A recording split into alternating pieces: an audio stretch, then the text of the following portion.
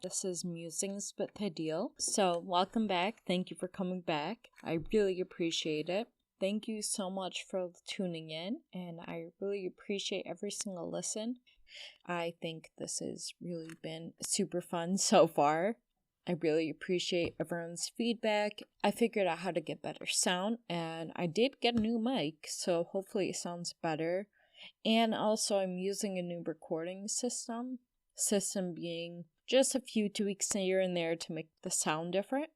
So I hope you can tell the difference and give me feedback on that. That's all cool. I really got this advice from my tech advisor, who is also my brother. So, yay, kudos to him. Hopefully this will sound a lot better.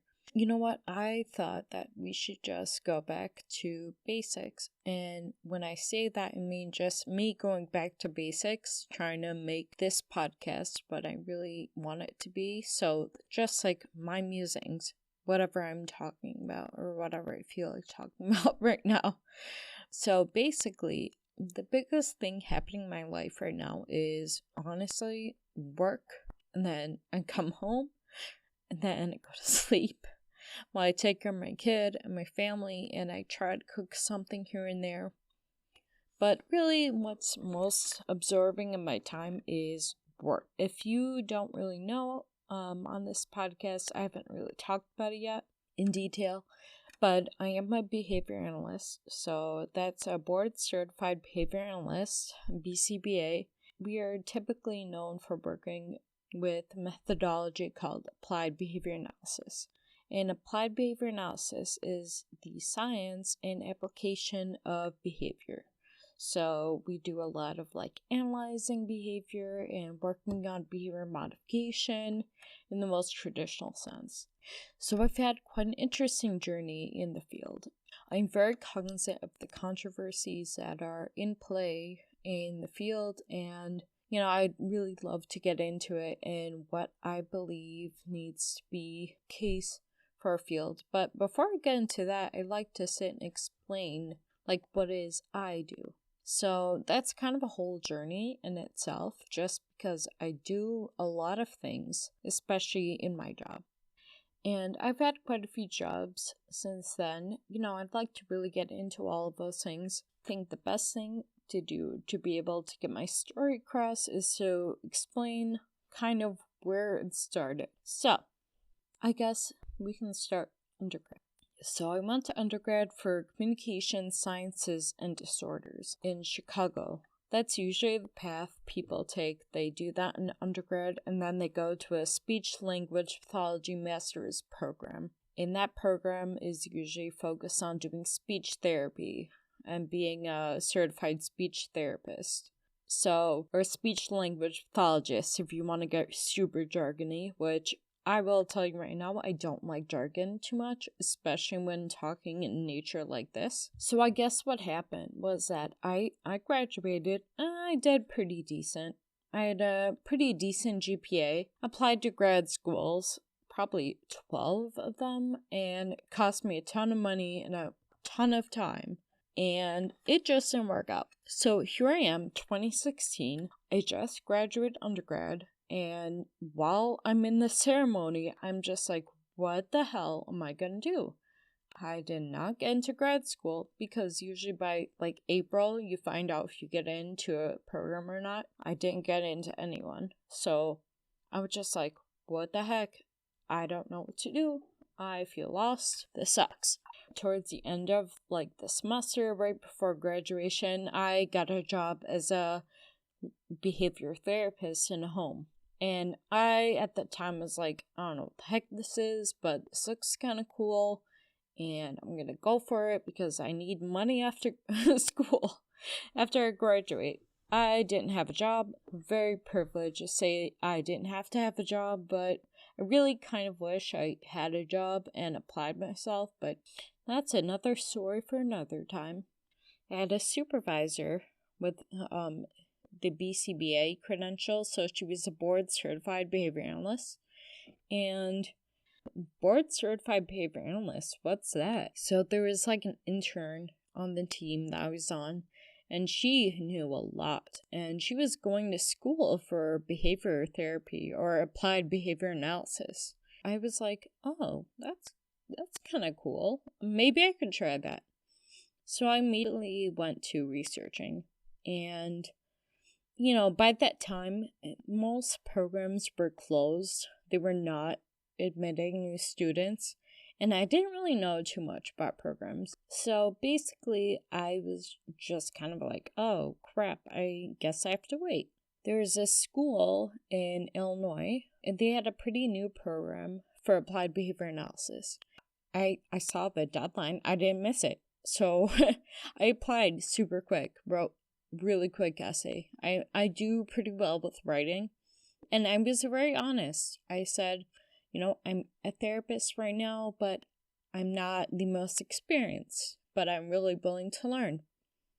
And luckily I got in, and that was great because I was so excited to have some kind of goal, some kind of plan for myself. I don't like not to have a plan for myself. I kind of like flail and fail without something to do. So basically, I started the program and went through the basics, learning about the ethics of behavior analysis, which we'll get into in a little bit. Introduction to applied behavior analysis, it was a hard class only because I had to rewire the way I thought about things, because I would think about them from my undergrad experience, and you really can't do that unless you are a psychology major. But I think speech path major was a little too specific in a different direction. Just my experience. Yeah, so I was doing home therapy, and then I felt like the ceiling of my world started to crumble. I wasn't doing too great in home therapy. I'm not going to tell you I was a natural, because I sure as heck was not in home therapy. I knew data collection, that was something I was used to, but like behavior strategies, behavior reduction, I felt like I had immense training from this company, so I'm not going to take it as lack of training, but I just was not getting it at all. So I ended up getting kicked out. Not kicked out, but just kicked off the team. And that was really disheartening. I was like, I'm going to school for this. What the heck? So, I thought, okay, you know what? I'll just take a break and focus on school, and that's it. And I thought, okay, that should solve it, right? Not right. I left that position and I worked at a school, a therapeutic day school type of setting. It was great. Just not a lot of ABA, not a lot of experience for my field. But I was still in school too. I was still working. So during that time, I was pregnant as well. In the summer, during the school summer break, it was really difficult for me. I had some complications with the pregnancy, so going back to the school for work wasn't really an option. And this is kind of where I felt like I made my first mistake. I can't change the past, but once my child was born, I decided to do a part-time job at a clinic. And so that started my first actual fieldwork experience. So I guess a little background. As a BCBA, I know it's a change a little bit now, but you had to go to grad school for a specific ABA certificate or ABA program. You had to accrue 1,500 hours. They've increased it starting this year. And you kind of had to do all of these things and show your proficiency and knowledge through an exam. So just a couple things. So I needed to get hours, and I was like, oh my god, I just need to get hours. I didn't think about the red flags. At that time, I didn't think about any of those things, like maybe you should look for a quality place work, right? So I worked part-time in a clinic. I enjoyed it because it was more concentrated, and I kind of at that point knew a little more about ABA. It was my first year. After my first year, I had my kid. I took a semester off.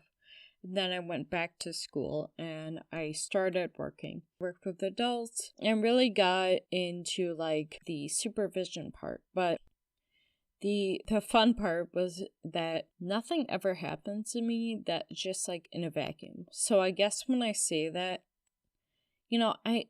I don't deal with stress too well. I know I drink way too much caffeine.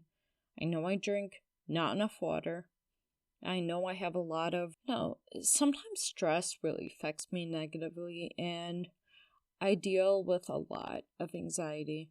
And I don't really make that a known fact. I'm always talking about I'm anxious, I have anxiety, blah blah, every single day. So I just didn't really work on it, and that mixed with postpartum was just a really bad combination. And oh yeah, internship, oh yeah, and school, oh yeah, and being a new mom. Yeah, it was a very, very toxic combination. And not to get into details, but I just was struggling. I couldn't do basic functions of my job that they're so easy. Like, I know how to do these things. I just couldn't do it. Anxiety would take a hold on me, and it was really challenging. And I couldn't explain it. And by then, it had been how many years since my brain injury? Too many years. And I felt like I couldn't justify my brain injury for why I was so anxious. But I just didn't give myself grace. And so that kind of went downhill a little bit. I stayed at that company for a year and a half, and I learned quite a bit. And then I took the exam my last month there.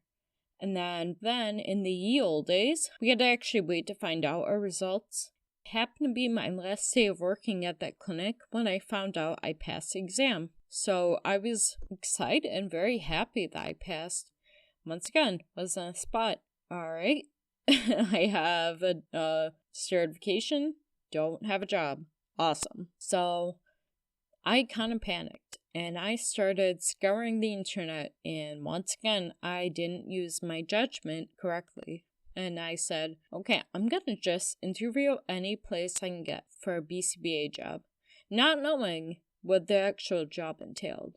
So I can't tell you, I think I had like 50 interviews, and I feel like I fumbled the majority of them.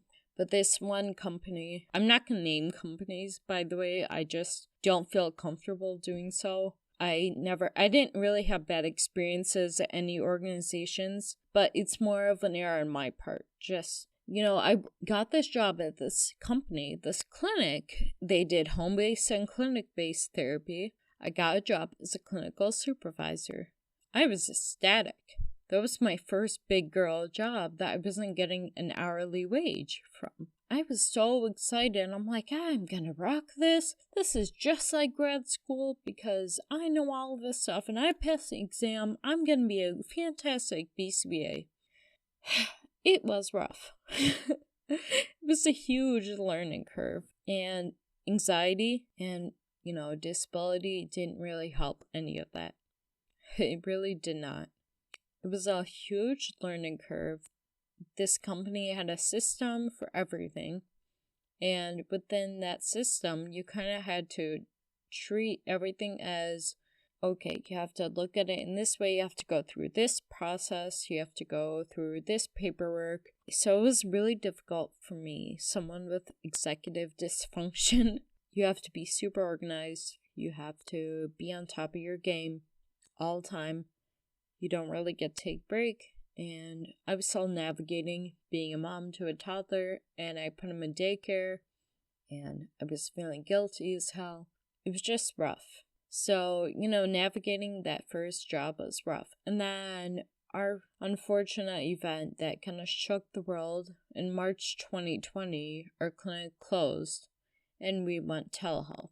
So we were working remotely, and my kid was home, and my husband was home, and it was absolutely miserable.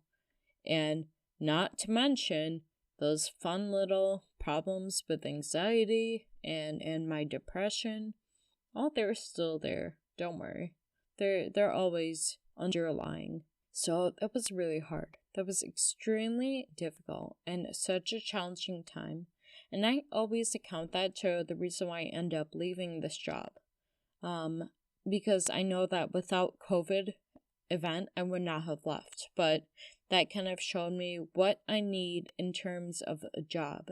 And a thing I needed, which is really hard for a behavior analyst to have, is consistency. Especially a new BCBA that really needs to learn everything, that consistency is just not there.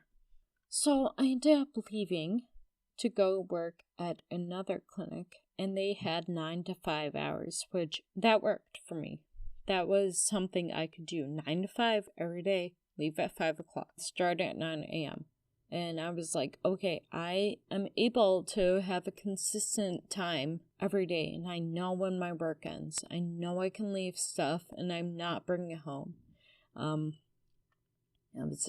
I made sure I was adamant not to bring my computer to my house. I was just, at that point, I was so burnt out.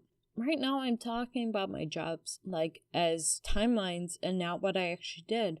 But for all of these jobs so far, except for the internship, I was supervising 5+ therapists. I was working with 5+ clients. So I would do direct therapy and I would do supervision. And not only that, I had really difficult time with mentorship because my disability wasn't something that I could necessarily disclose because nobody would sign off on any paperwork saying, oh, she has this. I don't play the disability card because, I can't do it. So I'm going to be, I have a disability. No. My experience in life is affected by the fact that I am disabled in a certain way. That doesn't make me someone that can't do the job. It just makes me need some accommodations. And for an organization not to be able to provide that for me was a huge deficit on my part. So we move on. A second clinic with set hours, 9 to 5. Everything's going great. But the difference between my first clinic job as a BCBA and the second one was the management. The first clinic job had very organized individuals, very organized systems. They were in business for a long time, and you can tell. Very, very seamless kind of system. Of course, with COVID, that didn't really help and probably made things a little more complicated, but for the most part, organized. You kind of expected what you got. I can't say that about the second clinic. It was an absolute mess. I will leave it at that. And I had a pretty high caseload, and I was really burnt out. And I would beg.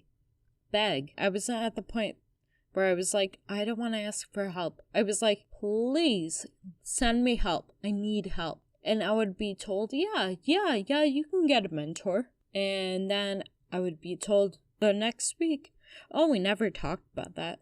So a lot of manipulation from management, a lot of gaslighting. And like I said, I'm not going to even bring up a name for this clinic because I ended up leaving so I could cover my own ass. I'll just say that. So then I went to the different setting and I got this job. I was shocked because I was just like, let's give it a shot. And if it works, great. If it doesn't work, at least I tried. And I ended up getting a job at a public school. Now, this is what I've always wanted to do as BCBA. So I was really ecstatic. I got a job in a public school and I could not believe my ears. I was excited. I've always wanted to work in a school district, but it was not heard of. And I remember applying when I was first a BCBA and they would tell me, you don't have enough experience. You don't have enough experience. I kind of put on the wayside. I'm like, I'm never going to work in a school until I got an offer. So what I love about the school system, at least as a BCBA, I think I have the freedom a little bit to do what I see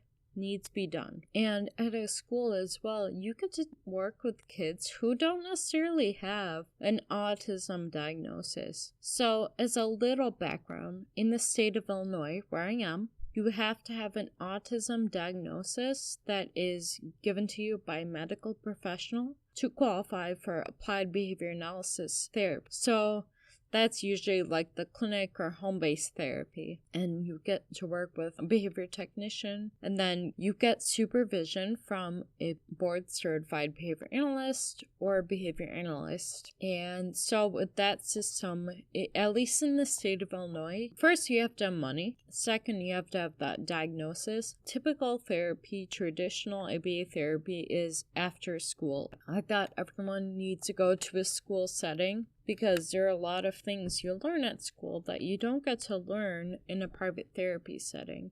So having both would be the best case scenario. As a school BCBA, I was able to work with kids who weren't on the spectrum. I don't provide traditional therapy. I do more of a consultation. And I would love to explore doing things such as like kind of therapy sessions, but not really, because I want these kids to succeed. And that's the thing. I get to see students learn in an environment that is more natural than a private therapy setting. So it's really rewarding. I get to work with amazing professionals. I get to work with occupational therapists, speech therapists, teachers who are phenomenal, administrators that I enjoy, and others I can collaborate with, and it's wonderful. And I couldn't access that before in a clinic setting because you just wouldn't have that many professionals, and you wouldn't have that many opportunities, especially if you couldn't bill for them. Let's be entirely upfront. So it's much different of an environment. Now, the part I really like to talk about, which I feel like is something emerging within the field itself, is navigating the applied behavior analysis field as a disabled person. So I'd like to say, oh yeah, I'm disabled. I'm not trying to be irritating. I apologize for people who are irritated. That's not my goal.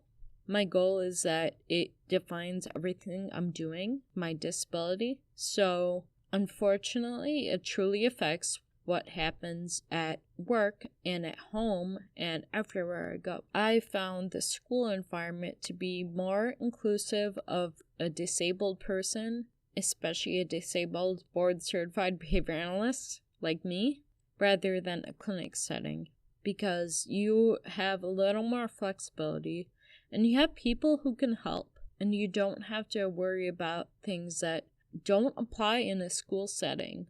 Like, oh yeah, you can only bill, you can only do this, insurance wants this, insurance wants that. I mean, I know that we have Medicaid providers in the school system, and BCBAs don't work in that system. But even if we did, I feel like that would still be more flexible than working for insurance companies or working in a clinic that provides therapy and gets paid by insurance companies. So it's much more difficult when you think about that variable. Sometimes you don't think about that if you're not someone who has to deal with being disabled. Sometimes I need more time to process. Sometimes I need more time to write things out. Previously, I would feel shamed if I told someone I need more time. And, with all of my organization ideas and tips and my own little tricks and my insight, I think I feel a lot more confident in a school setting as opposed to in a clinic setting. It's sometimes weird. People don't really think about these things unless they actually experience it.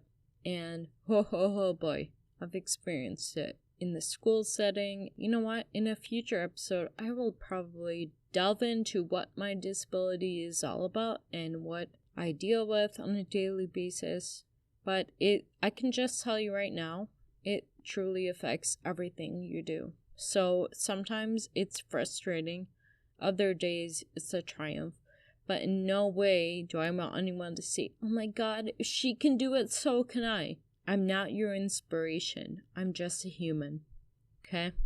It's not like I'm stronger than anyone else. This is my experience. Okay? Essentially, my idea for this podcast is to write things like, I like this, I don't like this. So maybe alternate it so I don't think about making all these negative podcast episodes. I want people to know that I can still like things, even though I like to rant a lot. Yeah, I will say I like being a school BCBA. I think it's a great experience. I have great coworkers and wonderful students. And so I guess that's gonna cap the first episode. We'll see if I think of anything right now to talk about. Truly, what I want to talk about in the future, maybe sometime, is just what I like to do, what interests me. And I right now started with this podcast episode just because work is really encompassing all my free time, which it shouldn't, but is. So it is what it is. But I would love to sit and talk about, writing and reading and art, because I love those things as well. And I hope you do too. So we've reached the end of the episode. If you've made it this far, I really appreciate you. If you would like to, please subscribe to my podcast. Check out my website, I have a Facebook page. And last thing I want to say is to just don't hide who you are. Make that podcast, make that music, make that art. It might be shitty, but it's something at least you're trying and you're doing. And the only way you can improve is if you do something. With that being said, I hope you guys have a wonderful whatever time of day it is when you're listening to this. And I will see you in the next one. Bye!